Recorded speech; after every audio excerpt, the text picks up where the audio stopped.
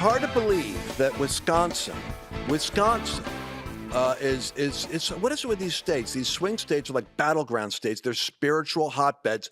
The Supreme Court race in Wisconsin could affect who controls the Congress, because the Supreme Court, if a Democrat, liberal gets it, will authorize redistricting and take away 2 districts from the Republicans, give them over to the Democrats or something like that. I'm going to get the details on this, and it's all coming up like April 3rd or something. There's a vote. You're going to find out about it, and it's happening very fast. Also, I'm still confused about what's going on with Fort Knox. Why is Trump joking about and Elon talking about going down and investigating? By the way, the word is that they take this very seriously, whether there's gold in Fort Knox, whether or not, because America's confidence is shaken if the gold isn't there. But let me tell you something. There's a reason why that gold went up 40% in 1 year, just the last year alone.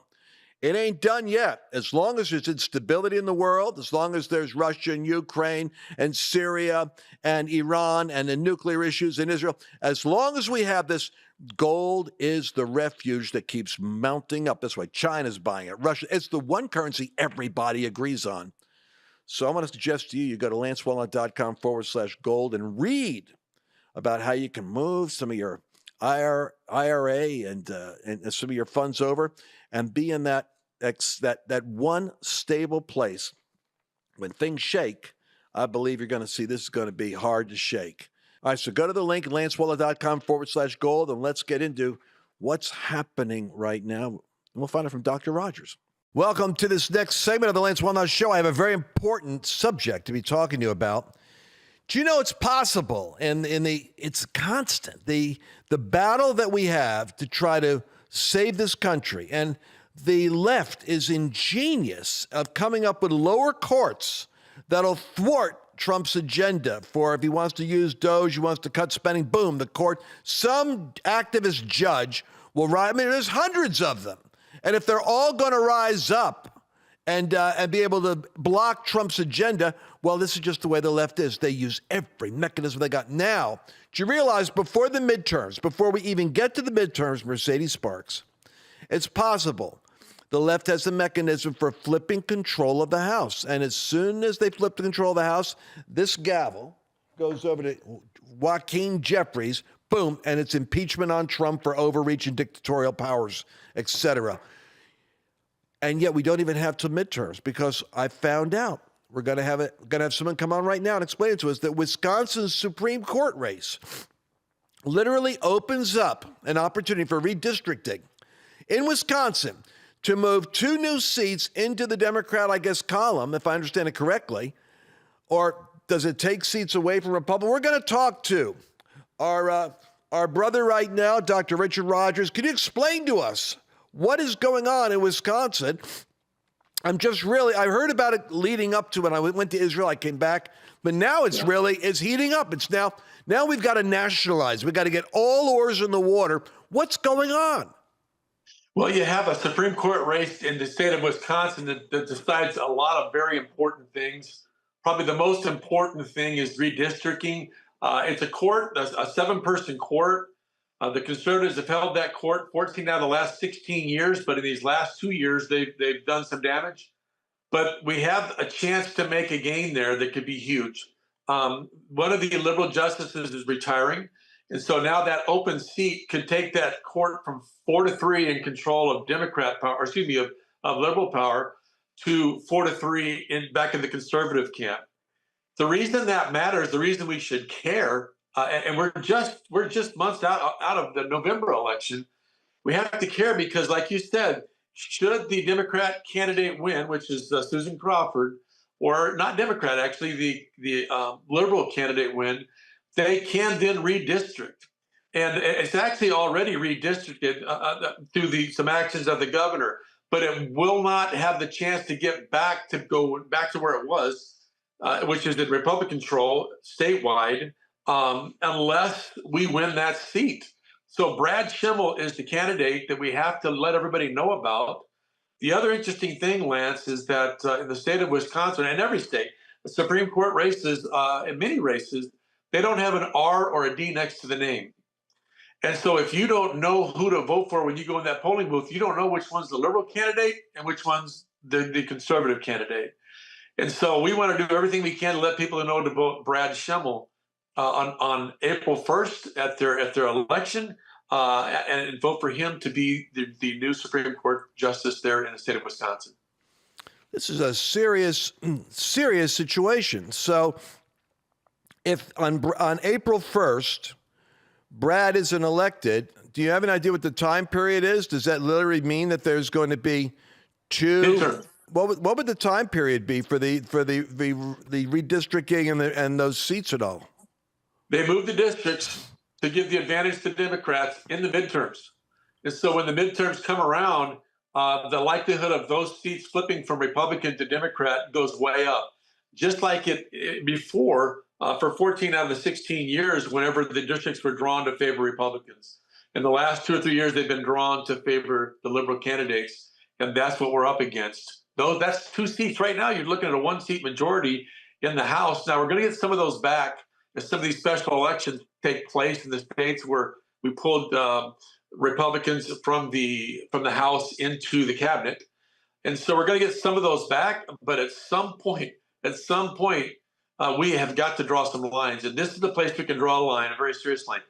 I'll tell you this: the people in Wisconsin, we're just now hearing about it. They've been bombarded. If you were to walk through a neighborhood, there's flyer after flyer on every single door.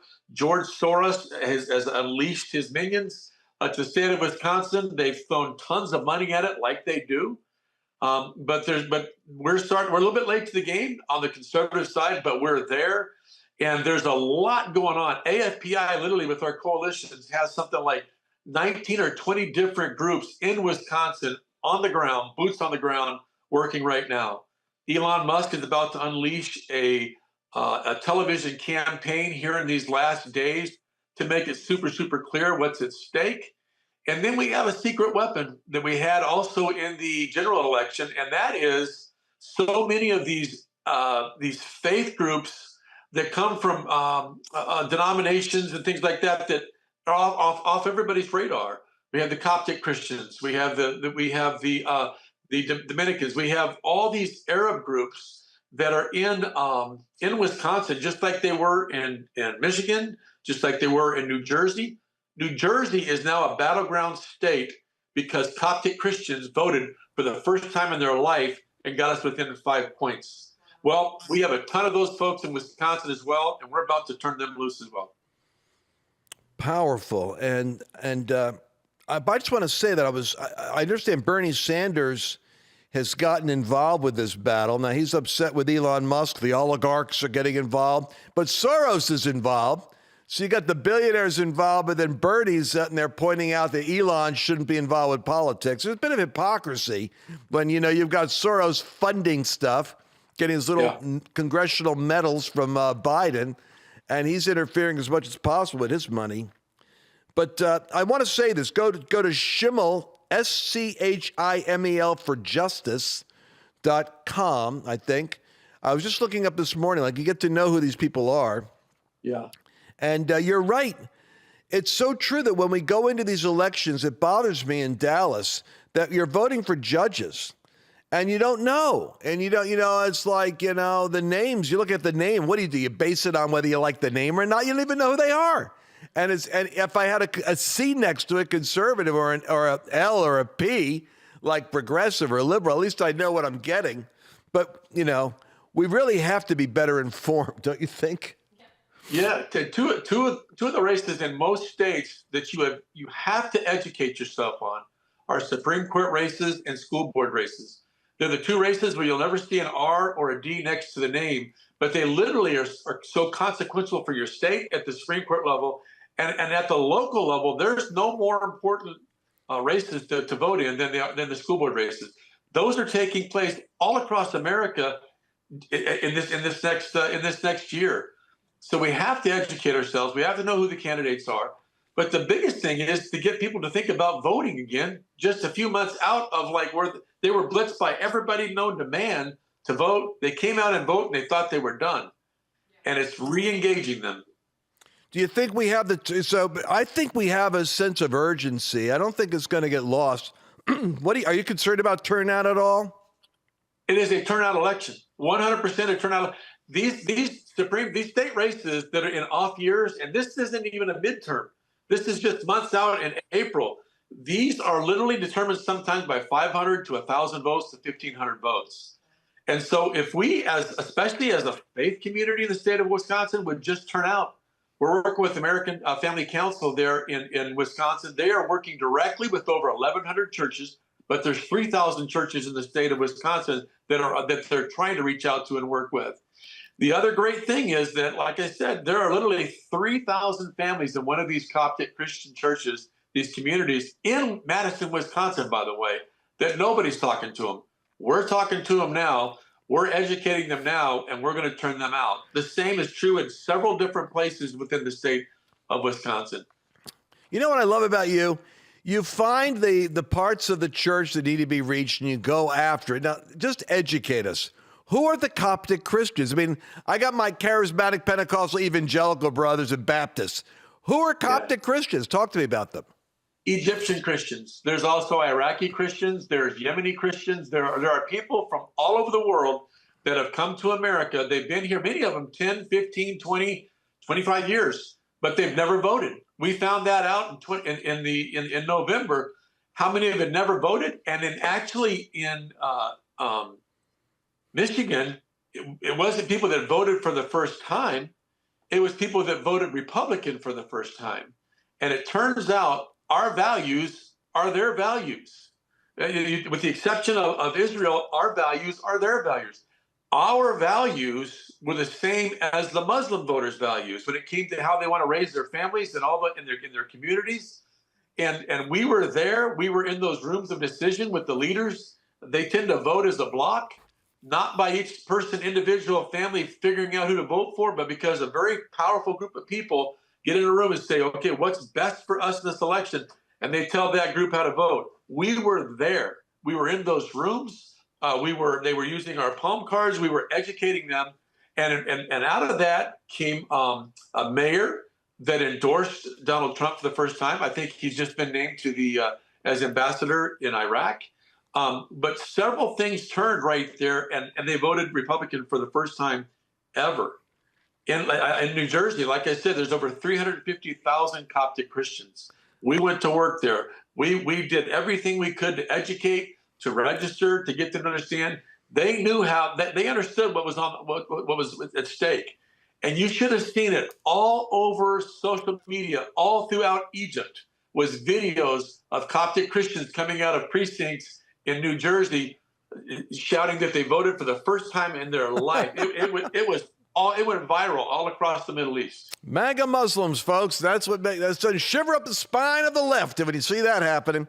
I did not know that Trump had taken that mayor that was in Michigan and made him an ambassador to Iraq. Is that what I just heard you say? That just happened. The one that endorsed him. That's correct.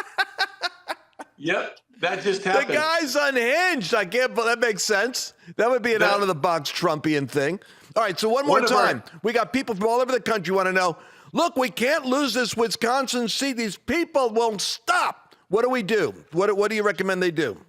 There's two things they have to do. Number one, you got to vote. Whatever you got to do to get out that day for the vote, you got to make sure that you are there, that you vote. Number two, you got to remind all the people that you know that voted with you in November. You got to wake them up. You got to call and say, hey, this is too important. Literally, we could lose 2 seats. You know what will happen if we lose 2 seats in the House. They have to wake up their neighbors and make sure that they remember to vote. You can take one person of faith can make 6 phone calls that adds up to 6 additional votes. Do that across all of those 1,100 or 3,000 churches, and we win this with a turnout election. And then the second thing that they have to do, and this is huge, you have to know which candidate is the conservative candidate in your school board races and in your Supreme Court races.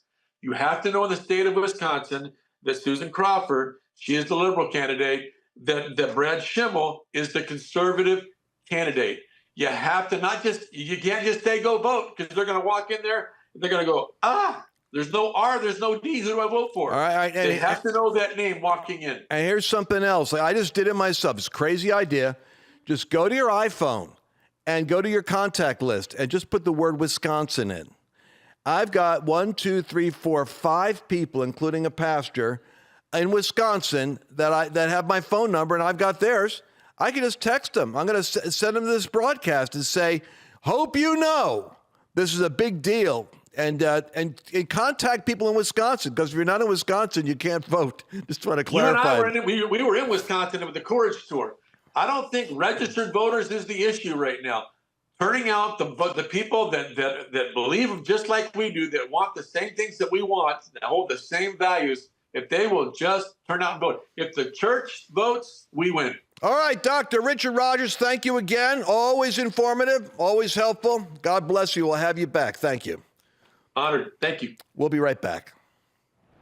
I hear every day about the products you all wish MyPillow carried. Well, guess what? We probably do. Slippers, bathrobes, pet beds, blankets, mattresses, sleepwear, loungewear, duvets, comforters, pot holders, aprons, oven mitts, and so much more. And they're all on sale. For example, get our best-selling standard MyPillows for only $14.98. Body pillows, $29.98. 6-piece bath towels or kitchen towel sets, just $29.98.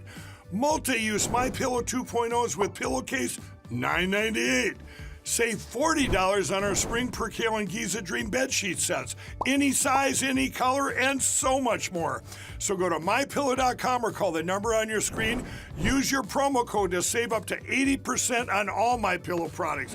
And I've never done this before. When you spend $100 or more, you're going to get 2 standard MyPillows absolutely free.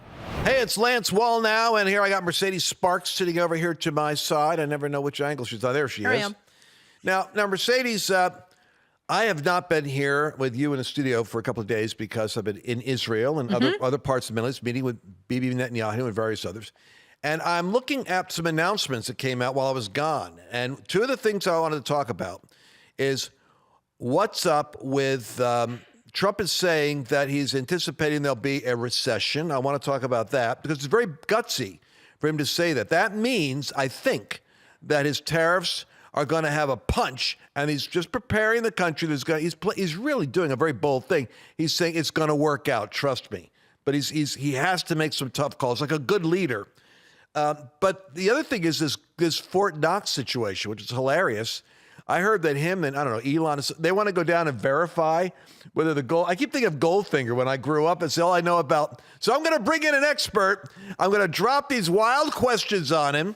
Phillip Patrick, our Birch Gold's precious metals professional, with that wonderful British accent, is going to give clarity on the subject.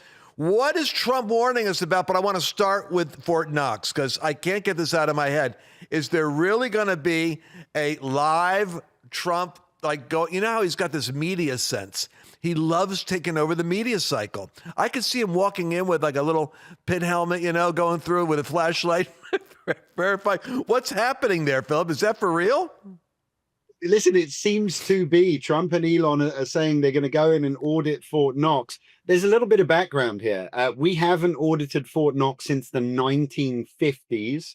There has been, Ron Paul famously over the years, many, many times calling for public audits. They want to make sure the gold hasn't been sold, lent out, or encumbered. And the concept has been rejected over and over again, with the concept being gold reserves are a source of sort of national stability and security. And the concerns is that an audit could trigger a public crisis of confidence, which, quite frankly, in on itself is a little bit concerning, right? An audit is a count. It is designed to create confidence. So I've always questioned why they would resist an audit. And I personally will be very interested to see the results of that audit. I just hope it isn't like one of those Geraldo Rivera things where they're going into what was that, Al Capone's crypt or something like that. There's nobody there.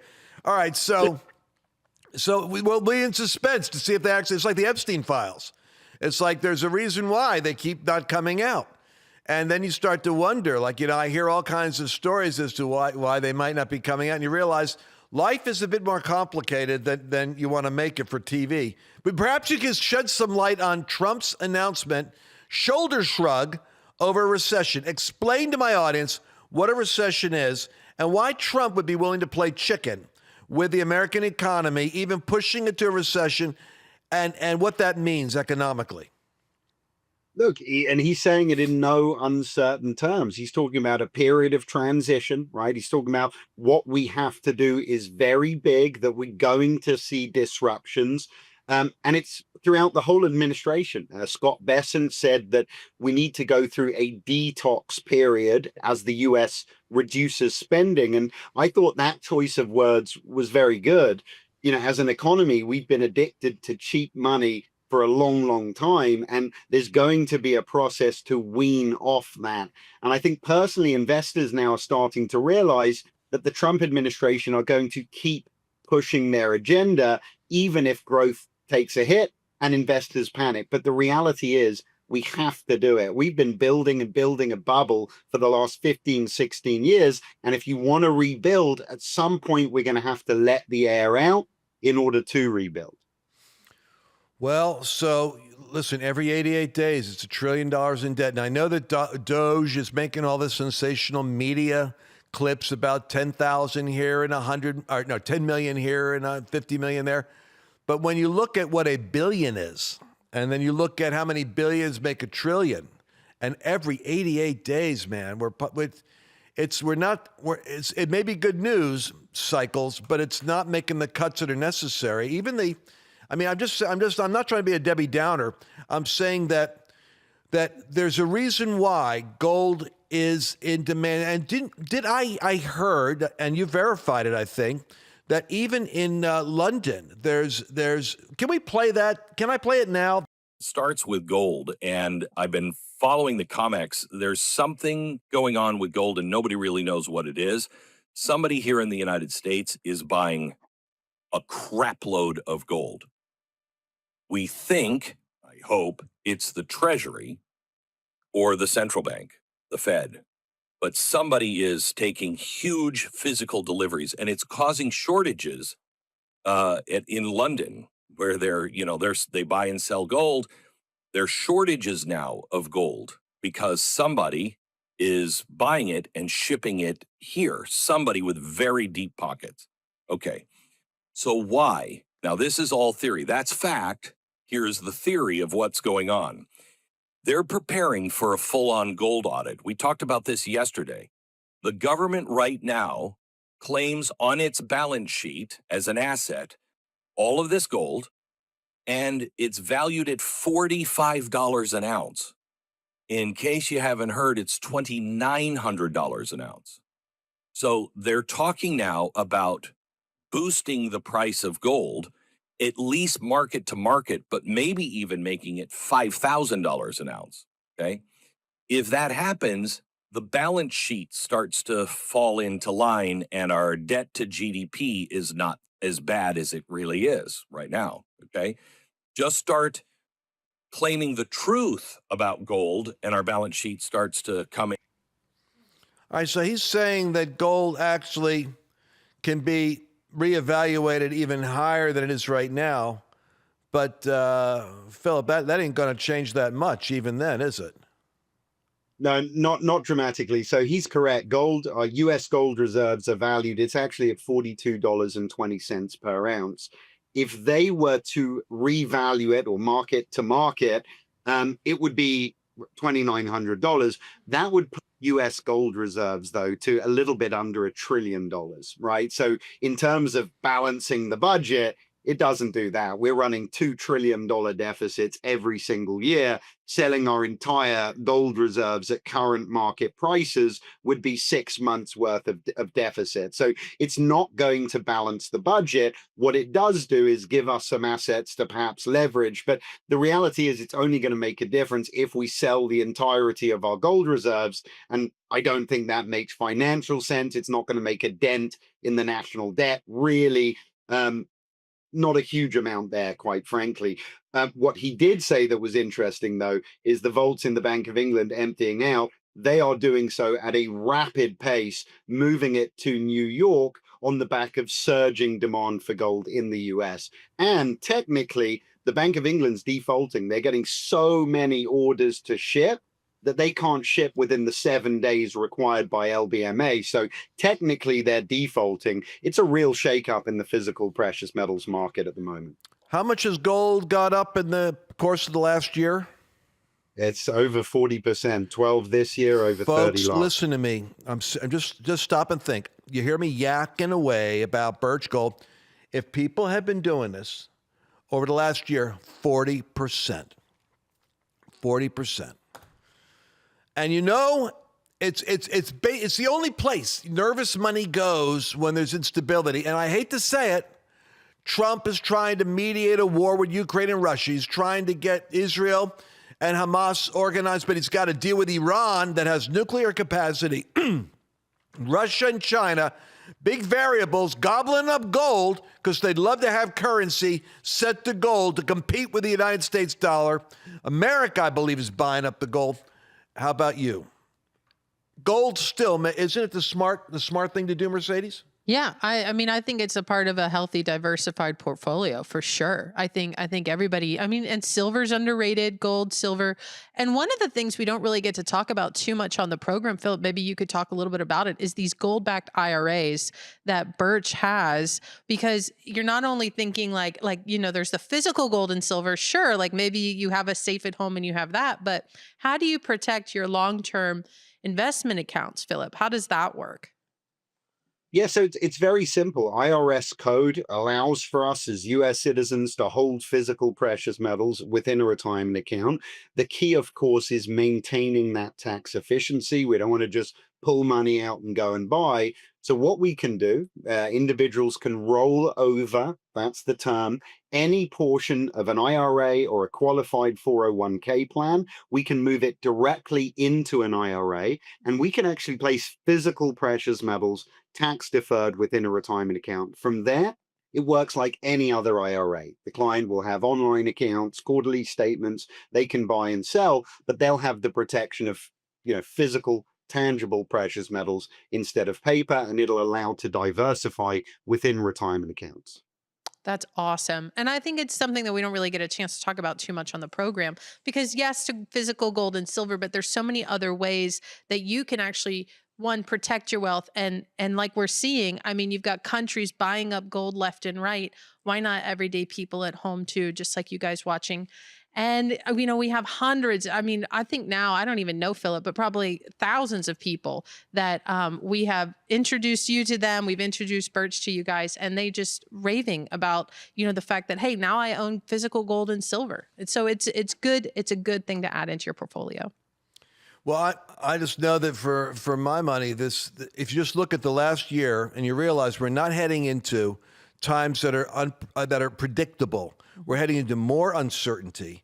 So it's just a very smart thing to do. I mean, it's where we have to go. And if, as Trump says, a recession may be inevitable, then once again, your gold is going to be a store of value that is going to only give you peace of mind all the time. Every nation is recognized. They're buying up gold globally. It's the one universal.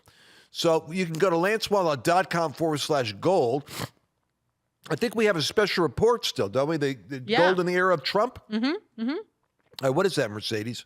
Yeah, it's gold in the era of Trump. And in fact, I think we've got a whole new page that Chelsea's been working and putting together, but it's a gold information kit that you can download. And here's the thing. When you reach out to Birch, they almost within an hour, if not sooner, will call you and say, hey, let's talk about what are you looking to do, and talk to one of their financial experts, talk to one of their investment experts, and see what is the right fit for you. And so we want to make it as easy as possible. Great info kit, gold in the era of Trump, and then also be sure you talk to one of their experts. They'll answer all of your questions. Philip, we gave you an easy show this time. I didn't hit you with any crazy questions about art and other things, but I'm going to get you back on the hot seat, so stay close. I'd love that, guys. It's always a blast. Thank you for having me, as always. God bless you, Philip Patrick, ladies and gentlemen. Classy guy. Thank you so much, Philip, for being on the show today. Thank you, Dr. Rogers, and thank you, Mercedes, for gracing us with your smiling presence. We'll be back again tomorrow. Did you enjoy this latest episode? Please remember to share it with your friends, because the more